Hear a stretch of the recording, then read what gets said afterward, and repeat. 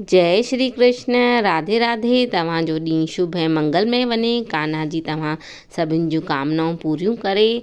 अध्याय 40। श्री सूजी महाराज जो सोनक आदि ऋषीश्वरनि खे आत्मज्ञान जो उपदेश करणु, पाप ऐं पुण्य जो फल। धनेश्वर जी कथा। सूत जी महाराज चवणु लॻो त हे ऋषीश्वरो, हाणे मां तव्हांखे कुझु आत्मज्ञान जो उपदेश ॿुधायां थो, जो कन ॾेई ॿुधो। हे सोनकादिक ऋषियों, हिन संसार में पाखंड जो पसारो ॼाणी माया जो अभिमान छॾे हिन दोलाभ वारी दुनिया खे चङनि कमनि में लॻाइणु घुरिजे, न त पोइ जॾहिं परवस थी वञिजे थो तॾहिं छा करे सघिबो। सम्झणु घुरिजे त पुर्बले जन्म जे पुञनि करे ई तन मिलियो आहे, सो जेकॾहिं हाणे बि दान पुण्य कबो त अॻिते बि मिलंदो। जप तप दान दया ऐं सत शास्त्रनि जा वचन, वेदनि जा मंत्र, विष्णुअ जी पूजा, महात्माउनि जी सतसंगत प्रेत जूण खे नाश करे मुक्ति ॾिए थी। तंहिं करे जेतिरे क़दुरु थी सघे परोपकार ऐं पुरुषार्थ कजे। भजन। पुरुषार्थ बाबति। पुरुषार्थ कर पापी जियड़ा, परम पिता खे पाईंदे। भजन बिना भगवान सचे जे, पल पल तूं पछताईंदे। जगत पिता जगदीश संदो जे, भक्ति भाव भुलाईंदे। जनम मरण जे फांसीअ में, पोइ गाफल गोता खाईंदे। दया करे दातार असांखे, मानुष जनम अमोल ॾिनो। पीअण लाइ पाणीअ जो चश्मो, खाइण लाइ टोल ॾिनो। हाज करण लाइ हथड़ा सुहिणा, पंधु करण लाइ पेर ॾिना। हलवा पुड़ियूं माल मिठाइयूं, फल फूल मेवा ढेर ॾिना। तुंहिंजे ख़ातिर जगत पिता हू सुहिणो बाग सजायो आ। हर कंहिं आत्मा जो हर कंहिं खां, रूप निरालो ठाहियो आ। ॿालपणे में सिखे न विद्या, वैरथ वक़्तु विञाई थो। जोबन में पुरुषार्थ सां तूं, शोधन कीन कमाए थो। पुरुषार्थ सां ध्रुव भगत भी टहल, अटल राज खे पातो आ। रामचंद्र रावण खे मारे, लंका जो लड़ लाथो आ। हिम्मत हार नाहे मां हाणे, भजन भाव सुखदाई आ। पुरुषार्थ सां मिले मोक्ष पद, जिन जी सफल कमाई आ। केतिरनि ई हज़ारनि वरहनि जे गॾु कयलनि पुञनि जे प्रभाव करे ई मानुष जनम मिलंदो आहे। सो अहिड़ो दुर्लभ जनम पाए जेके आत्मा जो कल्याण नथा कनि, से महामूर्ख ऐं महाहत्यारा आहिनि। शरीर ऐं धन जे रखिया लाइ चङा कर्म करणु घुरिजनि। धर्म खां ज्ञान, ज्ञान खां ध्यान, ध्यान खां योग प्राप्ति थींदो आहे। ध्यान ऐं योग करे जनम मरण जे फाईअ खां छुटिबो आहे। पंहिंजो मन जेकॾहिं पाण खे बुछड़नि कर्मनि खां न छॾाए, त पोइ ॿियो केरु आत्मा जो कल्याण करे सघंदो। जे मनुष्य हिन देह में नरक खां छुटण जो उपाउ न कंदा, त ॿीअ कहिड़ीअ देह में वञी करे सघंदा।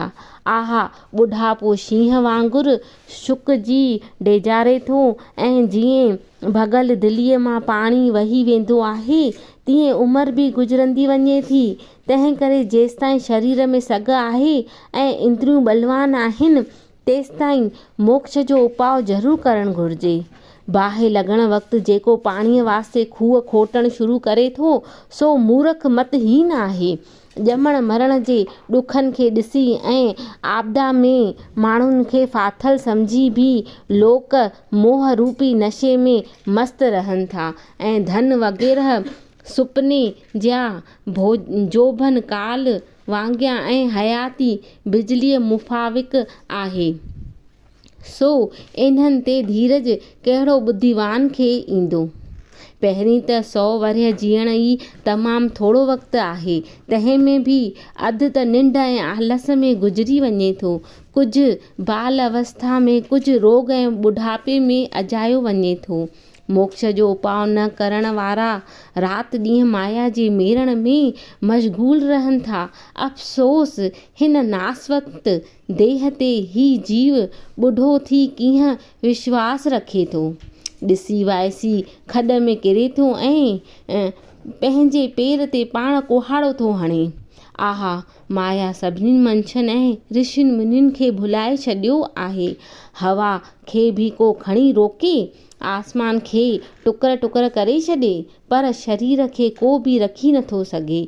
जंहिं काल करे समुंड जो पाणी सुकी वञे थो, पृथ्वी नास थी वञे थी ऐं मेरु पर्वत टुकर टुकर थी वञे थो, अड़े जीव, उन काल जे अॻियां तुंहिंजी कहिड़ी थुम हली सघंदी। हीउ मुंहिंजो पुटु आहे, हीउ मुंहिंजी सुंदर स्त्री आहे ऐं हीउ धन माल मुंहिंजो आहे। अहिड़ीअ तरह चवंदड़ मंछ रूपी ॿकरनि खे काल रूपी भगड़ शीशिलाए मारे थो। हीउ कयो अथमि, हीउ करिणो अथमि ऐं हीउ अञा कंदसि। ईअं वीचारींदड़ माण्हुनि खे काल हिकु गिराई करे खाई छॾे थो। हीउ संसार दुखनि जी खाण आहे, सो जेके इन्हीअ में रहे थो सो दुखी आहे ऐं उनखे त्यागण वारो सुखी गुज़ारे थो। लोह जे जंजीरनि में ॿधल जीव कंहिं वक़्तु छुटी बि सघे थो, पर स्त्रीअ, पुत्र ऐं धन जे जान में जकड़ियल जीव कॾहिं बि छुटी नथो सघे। जीव जेतिरा बि मन खे ख़ुशि करण जा उपाउ करे थो, ओतिरो ई दुख पाए थो ऐं कोड़के में फासी पवे थो। जहिड़ीअ तरह मशी, अटे वग़ैरह ऐं लालच ते लोह जे कुंडीअ खे न ॾिसंदी आहे, तीअं जीव बि सुख मिलण लालच करे यम जे दुखनि खे नथो ॾिसे। हे सोनक आदिक ऋषियो, खाधो, निंड, भाव ऐं भोग इहे सभई पशु पखियुनि ऐं प्राणियुनि में हिकु समान आहिनि, पर जे ज्ञानवान वीचारवान आहे सो ई मनुष्य आहे, न त पशुअ खां बि परे आहे। जीअं तिरनि में तेल, कमंद में गुड़, काठ में अग्नि, ॾहीअ में मखण, पाणीअ में तारनि जो प्रकाश मौजूदु आहे, तीअं हर कंहिं मनुष्य खे सत्संग ऐं ज्ञान इहे 2 अखियूं आहिनि। सत्संग ऐं ज्ञान बिना ही मनुष्य अंधकूप में ज़रूरु किरे थो। जेकॾहिं मथे ते खणी केतिरा बि गुल रखजनि, पर सुगंध जी ख़बर फ़क़ति नक खे ई पवंदी आहे, तहिड़ीअ तरह वेद शास्त्र त हर को पढ़ी ॼाणे, पर उन जे असुल वीचार खे को विरलो ग्रहण करे थो। जीअं फ़क़ति ॾीए जे नाले वठण सां ऊंद न लहंदी आहे, पर ॾीए ॿारण सां ई प्रकाश थींदो आहे। सलोक। शास्त्रनि लख हज़ार, पर उमिरि आहे थोरड़ी, विघन अथी वेतर घणा, कर को सोच वीचार, गप मां लाल लही करे, सही करे वठ सार, जीअं हे मां हंस होशियार, हीरा पाए हंज में। हे सोनक आदिक ऋषियो, पंहिंजे पछाड़ण जो ज्ञान गुरुअ जी कृपा खां सवाइ मिलणु महाल आहे। ज्ञान 2 प्रकारनि जो आहे। हिकिड़ो शास्त्रनि पढ़ण सां थींदो आहे, ॿियो वीचार करण करे ईंदो आहे। जीअं राजा जनक खे अष्टावक मुनीअ जे ज्ञान ॿुधण करे पंहिंजे स्वरूप सुञाणण जो ज्ञान प्राप्त थियो हो, ऐं मुंहिंजे ऐं न मुंहिंजो इहे 2 अखर बंधन ऐं मुक्तिअ ॾियण वारा आहिनि। मतिलब त स्त्री, पुट ऐं धन पदार्थ खे पंहिंजे ॼाणण करे जनम मरण थिए थो ऐं पंहिंजो न ॼाणण करे संसार खां छुटी मुक्ति पद पाइजे थो।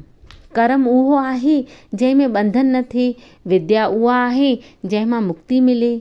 जो बंधन वारी विद्या लाइ जतन करे थो सो ॼण पाणीअ खे विलोड़े थो ऐं उखरीअ में थूम विझी कुटे थो, जंहिंमां खेसि कुझु बि हड़ हासिल थियणो न आहे। जेसिताईं फल जे इच्छा सां कर्म कजनि था तेसिताईं संसार जी वासना सताईंदी थी रहे। जेसिताईं इंद्रियुनि खे तृष्णा, देह में अभिमान, ममता ऐं संकल्प आहे तेसिताईं ब्रह्म ज्ञान बि नथो मिले। ब्रह्म ज्ञानियुनि खे दुख ऐं सुख, हर्ख ऐं शोक, पाप ऐं पुण्य हिकु जहिड़ो आहे। जे ज्ञान रूपी तलाव में सत्य रूपी थधे जल जा राग द्वेष रूपी मैल खे धोई साफ़ कनि था से ज़रूरु मुक्ति पाइनि था। जेको मनुष्य विषयुनि खां पंहिंजो मन हटाए दृढ़ विश्वास सां भॻवान जी भक्ति करे थो, किवलीअ खां वठी हाथीअ ताईं सभु कंहिंखे हिकु समान सम्झे थो, सो बि अवसि मुक्ति पाए थो। हाणे पाप ऐं पुण्य जो फल। श्री सूजी महाराज खां सोनक आदि ऋषियों पुछण लॻा त हे स्वामी, तव्हां पवित्र मुखार विंद मां हेल ताईं असां जेके बि मन मोहींदड़ कथाऊं ॿुधियूं आहिनि तिन मां असां एतिरो सम्झी सघिया आहियूं त कारकत महीने जो प्रताप अहिड़ो आहे जो स्वामीअ सां द्वेष करण खां वठी गौ हत्या ऐं ब्रह्म हत्या जहिड़ा जेके बि पाप आहिनि से सभई हिन महापवित्र महीने जे विर्त रखण सां निवृत्त थी वञनि था ऐं एतिरे क़दुरु जो ॿिए मंछ जो ॾिनल पुण्य बि मिली सघे थो। जीअं तव्हां धर्मदत्त ऐं कल्हा जी कथा चई ॿुधाई, पर हाणे असांजो हीउ संसो आहे त बिना ॾिनल पुण्य जो फल कंहिं नमूने मिली सघंदो या न। कृपा करे असांजो इहो संसो निवृत्त करियो। श्री सूजी महाराज चवण लॻो त हे ऋषीश्वरो, हाणे मां तव्हांखे सोनक आदिकनि जी इहा वेनती ॿुधी नीतिअ जा वचन थो ॿुधायां, जंहिंखां तव्हांखे मालूम थींदो त बिना ॾिनल पुण्य जो फल बि कंहिं न कंहिं तरह ज़रूरु मिले थो। सतयुग में जेको पुण्य कजे थो उन्हीअ जो फल देश खे भोगणो पवे थो। त्रेता में जेको पाप पुण्य कजे थो उन्हीअ जो फल शहर खे भोगणो पवे थो। द्वापर में जेको पाप पुण्य कजे थो उन्हीअ जो फल बिरादरीअ खे भोगणो पवे थो। पर कलयुग में कयल पाप पुण्य फ़क़ति करण वारे खे भोगणो पवंदो आहे। हिन जॻह ते हिकु बर्तन में रसोई खाइण सां ऐं हिकु जॻह ते मैथुन करण सां पाप ऐं पुण्य जो अधु फल मिलंदो आहे। परायण यज्ञ करण ऐं हिकु जॻह ते वेही खाइण सां पाप पुण्य जो चोथों हिसो फल मिलंदो आहे। कथा ॿुधण, सत्संग करण, दर्शन ऐं ध्यान करण करे पराए पुण्य पाप जो सोणो हिसो फल मिलंदो आहे। पराईअ निंदा ॿुधण ऐं ॿिए जे गिला करण करे ॼणक ॼाणी वाणी पाप ख़रीद करे पुण्य ॾियणो पवंदो आहे। स्नान, संध्या ऐं पाठ पूजा करण वक़्तु विच में ॻाल्हाइण करे पुण्य जो छहों हिसो हलियो वेंदो आहे। जेको ॿिए खां धन उधारो वठी उहो धन पाप पुण्य में लॻाए थो त उन्हीअ जो फल चङो या ख़राबु धन उधारे ॾियण वारे खे मिले थो। पर उहो धन चोराए जेको पुण्य करे थो त उन्हीअ जो फल धन चोराईंदड़ खे नथो मिले, पर जंहिंजो धन चोरी थी वियो आहे उन्हीअ खे थो मिले। चोर खे हेकारी चोरीअ जो पाप भोगणो पवे थो। जेको पराओ कर्ज़ ॾियण खां अॻु में ई मरी थो वञे त कर्ज़ ॾियण वारे धनवान खे उन कर्ज़ जे पारां ओतिरो पुण्य ज़रूरु मिले थो।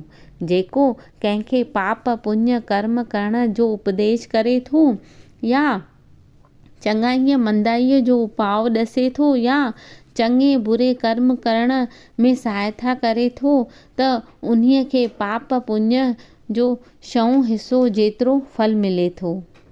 प्रजा जे पाप पुण्य जो छहों हिसो राजा खे, सिख जो गुरूअ खे, पिता खां पुत्र खे, स्त्रीअ खां पति खे हासिल थी सघे थो। पतीअ जे आज्ञा अनुसार जेका स्त्री दान पुण्य कंदी आहे त उन्हीअ जो अधु फल पुरुष खे प्राप्त थींदो आहे। पुट ऐं नौकर खां सवाइ ॿियनि जे हथां दान कराइण करे उन्हीअ दान जे शऊं हिसो जेतिरो पुण्य मिलंदो आहे, अहिड़ीअ तरह बिना ॾिने बि पाप पुण्य मिलंदो आहे। इन्हीअ बाबति मां तव्हांखे हिकिड़ो इतिहास थो ॿुधायां। धनेश्वर ब्राह्मण जी कथा। अॻे उज्जैन नगरीअ में धनेश्वर नाले हिकिड़ो ब्राह्मण रहंदो हो, जो पंहिंजो ब्रह्म के असूल जे स्वभाव उबतण तेल गिह सीधो लूणु मिर्च आदिक विकिणंदो हो ऐं चमड़े जो वापारु कंदो हो। कंजरियुनि पर स्त्रियुनि सां प्रीत रखी खूब शराब कबाब खाई जुआ कंदो हो। हिकिड़े दफ़े वापार जे इरादे सां घुमंदो फिरंदो मरखमतीअ नाले नगर में अची पहुतो, जिते पापनाशिनी नर्मदा नदी पंहिंजो पवित्र वह कड़े सां वही रही हुई, जंहिंजे फ़क़ति दर्शन करण सां हज़ारनि पापियुनि जो उद्धार थी वञे थो। धनेश्वर ब्राह्मण भी हिकु महीनो सांदह नर्मदा नदीअ जे कंठे ते हिकिड़ी जाइ मसवाड़ ते वठी उते रही पियो। नर्मदा नदीअ जे महापवित्र कंठे ते घणेई ब्राह्मण जप तप होम पूजाऊं पाठ कंदा हुआ, जिन खे धनेश्वर ब्राह्मण ॾाढो प्रेम सां ॾिसंदो हो। वेदनि शास्त्रनि जूं जेके कथाऊं थींदियूं हुयूं या ईश्वर जूं जेके उस्ततियूं थींदियूं हुयूं, से प्यार ॾेई ॿुधंदो हो। उते अनेक प्रकारनि जा पुजारी जप तप धारी के विष्णुअ जी जे मुद्रा सां चिन्हित के तुलसीअ जी माला धारण कयल तरह तरह जा तिलक ॾेई विष्णु भॻवान जे भक्तीअ में लिवलीन थी नची ॻाई रहिया हुआ। ॿिया भी घणेई साधु संत ऋषि मुनि जोगी जटाधारी तमाशनि बीननि वांगुरु धनेश्वर ॾिसण लॻो। विष्णु भॻवान जा नाला ॿुधी रोज़ रोज़ उन्हनि जा दर्शन कंदो हो। हिकु महीनो सांध उते रही कारकत महीने जे समापतीअ जी विधि ऐं जागरतो उते ॾिठाई। पुरमा ॾींहुं गऊ ब्राह्मण जी पूजा दक्षिणा भोजन ऐं ॾीओ ॿारण ॾिठाई ऐं सांझीअ जे वक़्तु महादेव शंकर जे लाइ जेको ॾीयनि ॿारण जो उत्सव कयो वियो हो, उहो बि ॾिठाई। पुरमा ॾींहुं शंकर भॻवान त्रिपुरासुर दैत्य खे जलाए भस्म कयो हो, तंहिं करे प्रेमी भॻत ॾीयनि ॿारण जो उत्सव कंदा आहिनि। ही मंत्र पढ़ी ॾीओ ॿारींदा आहिनि। मंत्र: पतंग जे प्रकाश ते प्रेमी घुमनि था, प्यार सां मौज सां मशरन जी सेना थी फिरे सिंगार सां। जीव जल थल जा जिनावर हिन मंदर में जे हुजनि, से ॾिसी हुअ ॿरंदड़ ॾीओ जूण जनमन खां छुटनि। उन्हीअ ॾीए जे ॿारण करे जेके बि जीव जिनावर उन्हीअ मंदर में किवलियूं माकोड़ा इत्यादिक रहनि या पतंग ऐं मच्छर जेके उन्हीअ ॾीए जे चौधारी फेरा ॾियनि था, से वरी हिन संसार में जनम नथा वठनि। उन्हनि जी जनम मरण जी 84 कटिजी वञे थी ऐं अमर पद पाइनि था। चंडाल ऐं शूद्र बि उन जे ॾिसण सां ब्राह्मण थी पवनि था। इन्हीअ पुरमा ॾींहुं विष्णु भॻवान देवताउनि खे वरदान ॾिनो हो, छो त संखासुर देवताउनि खे ॾाढो ॾुखी कयो हो ऐं इन्हीअ ॾींहुं ई भॻवान मच्छ अवतार धारण कयो हो। इन्हीअ पुरमा ॾींहुं जेको जप तप होम दान कंदा आहिनि, उन्हनि खे अभय फल प्राप्त थींदो आहे। महादेव ऐं विष्णु भॻवान में कोई बि भेद न ॼाणिजे। जेको भेद भावना रखंदो आहे उन्हीअ जा सभई पुञ अकारथा वेंदा आहिनि। धनेश्वर ब्राह्मण विष्णु भॻवान जा इहे अजीब चरित्र ॾिसी हेॾां होॾां घुमी रहियो हो त ओचितो ई हुनखे हिकिड़े नांग अची ॾंगियो, जंहिं करे मूर्छा थी हिकदमि ज़मीन ते किरी पियो। उतां जे रहंदड़ उन्हनि खे किरंदो ॾिसी तुलसीअ ऐं जल अची उन जे वात में विधो। थोड़ीअ देरि खां पोइ उन जा प्राण छुटी विया ऐं यम जा दूत खेसि ॿधी चित्रगुप्त वठी आया। चित्रगुप्त उन जो हिसाब जाचे यमराज खे चयो त हिन सॼी उमिरि पापनि कंदे गुज़ारी आहे, तंहिं करे हिन खे चङीअ तरह चोखुंबो ॿधी मुग्धारनि सां मारींदा कुंभी पाक नरक में वञी फिटी कयो। श्री सूत जी महाराज चवणु लॻो त हे यम जा दूत यमराज जी आज्ञा मञे धनेश्वर खे मारींदा कुटींदा कुंभी पाक नरक में आणे उछलाइण लॻा। उहो कुंभी पाक नरक कहिड़ो आहे जंहिंमें ततल तेल जूं तयूं टकी रहियूं आहिनि। यम जे दूतनि धनेश्वर खे उन्हीअ तेल जे टहकंदड़ तयुनि में खणी फिटो कयो त तेल हिकदमि ठरी शीतल थी वियो ऐं जीअं दुष्ट हरनाकश प्रहलाद भगत खे ततल थंब सां भाकुर पारायो हो त उहो थंबो ठरी शीतल थी वियो हो। ईअं अचरज ॾिसी यम जा दूत अजब में पइजी विया ऐं ॾंदे आङुरियूं ॾींदा यमराज वटि आया ऐं हुनखे अची सारो हाल ॿुधायऊं। जो फल प्राप्त थींदो आहे। यमराज इहो अजीब अहवाल ॿुधी ख़्यालु करणु लॻो त ईअं छो थियो। एतिरे में महर्षि नारद बि बीन वॼाईंदो हर गुण ॻाईंदो उते अची पहुतो ऐं यमराज खे चवणु लॻो त हे धर्मराज, हिन अंत समय नरकनि जे छॾाइण वारो पुञ कयो आहे, तंहिं करे हीउ नरकनि जे भोॻण जे लाइक़ु न आहे। पुञ करण वारनि जे दर हीउ नरकनि भोॻण जे लाइक़ु न आहे। पुञ जो 100 हिसो प्राप्त थींदो आहे। कारकत जो सॼो महीनो नर्मदा नदी जे कंठे ते रही हीउ संतनि महात्माउनि खे पूॼा पाठ कंदो ॾिसंदो रहियो आहे, तंहिं करे हीउ वॾो पुञ आत्मा आहे। सतपुरुषनि जे दर्शन करण करे हिन खे कारकत महीने जे सॼे विर्त जो फल प्राप्त थियो आहे। तंहिं करे हीउ कंहिं बि हालत में नरक जो अधिकारी न आहे। जेको हिन महापवित्र महीने कारकत जो विर्त रखे थो या विर्त रखण वारनि जो दर्शन करे थो, विष्णु भॻवान उन्हनि जा सभी पाप जलाए भस्म करे छॾींदो आहे। अंत वेले मरण वक़्तु नर्मदा जे जल ऐं तुलसीअ विष्णुअ जे भक्तनि हिननि जे वात में विधी आहे, तंहिं करे हीउ वैकुंठ जो अधिकारी थियो आहे। एतिरो चई महर्षि नारद ब्रह्मलोक ॾांहुं राही थियो। धनेश्वर यक्ष लोक में वञी कुबेर जे भरिसां धन नाले वारो यक्ष थी रहण लॻो ऐं गदाधार भॻवान तीर्थ यात्रा करण लॻो।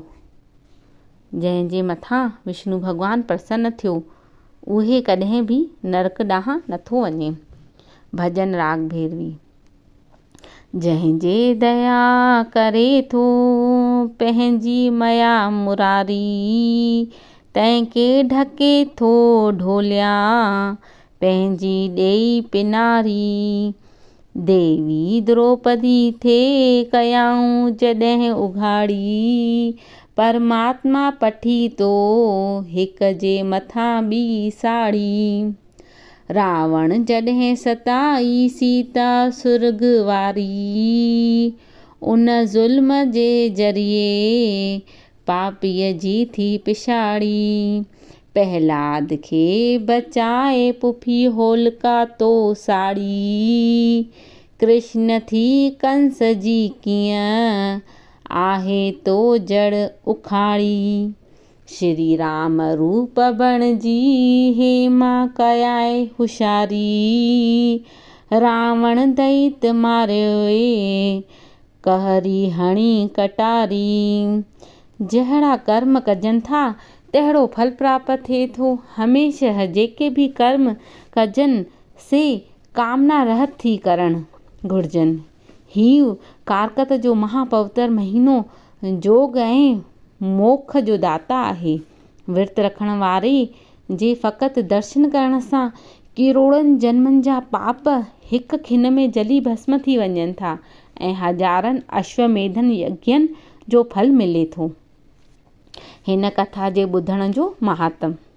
जेको मनुष्य हीअ कथा पाण पढ़ंदो या ॿिए कंहिंखे पढ़ी ॿुधाईंदो उहो हिकदमि सुर्ग लोक में वेंदो। तंहिंखां सभई पाप पाड़ू पटिजी वेंदा। सो वरी जनम मरण जे चकर में न ईंदो। उन्हीअ खे वाजपेय ऐं अश्वमेधन यज्ञनि करण जो फल मिले थो। जेको सचीअ भावना सां हिन पुस्तक ते गुल फुल चढ़ाए पूॼा कंदो ऐं तंहिंजो मुश्किल सभु आसान थींदो। जेको मनुष्य हीअ पुस्तक वठी दान कंदो तंहिंजा सभई मनोरथ पूरन थींदा। सो हिन लोक ऐं परलोक में सुखी थींदो। जंहिंजे घर में हीअ पुस्तक हमेशह हूंदो उते भूत प्रेत भुली बि वासो न कंदा। जो पुण्य आत्मा हिन पुस्तक जे कथा कंदड़ साधु ब्राह्मण जी पूॼा कंदो उनखे अन्न धन वस्त्र आदिक पदार्थ ॾेई प्रसन्न कंदो तंहिंखे सॼे महीने जे दान पुण्य स्नान करण जो फल प्राप्त थींदो। सो हिन लोक में बि सुखी ऐं परलोक में बि सुखी गुज़ारींदो ऐं अंत समय परम पद खे पाईंदो। सलोक। जागी खटको जसड़े बंदा गफलत में न गुज़ार, आहीं मुसाफ़िर मांग इन्हीअ ते ॾींहं ॿटे के चार, न त पोइ हणंदे हथड़ा हेमा साझुर पाण संभार, मानुष जनम अमोलक हीरो ॻणतियुनि में नागार, राम जपींदे भवसागर खूं तरी पवंदे पार, ज्ञान धणीअ जो धार ममता खणी तूं मार। पद्म पुराण मां कारकत महात्म श्री सूत जी महाराज जो सोनक आदि ऋषिश्वरनि खे आत्मज्ञान जो उपदेश करण पाप पुण्य जो फल ऐं धनेश्वर ब्राह्मण जे कथा बाबति 40 अध्याय संपूर्ण थियो। कारकत जी कथा संपूर्ण थी। बोल विष्णु नारायण भगवान की जय। साध संगत जी अगरि तव्हांखे इहा कथा सुठी लॻी आहे त वीडियो खे लाइक ज़रूरु कजो ऐं पंहिंजे परिवारजननि मित्रनि खे वीडियो मोकिलिजोनि। जय श्री कृष्ण। राधे राधे।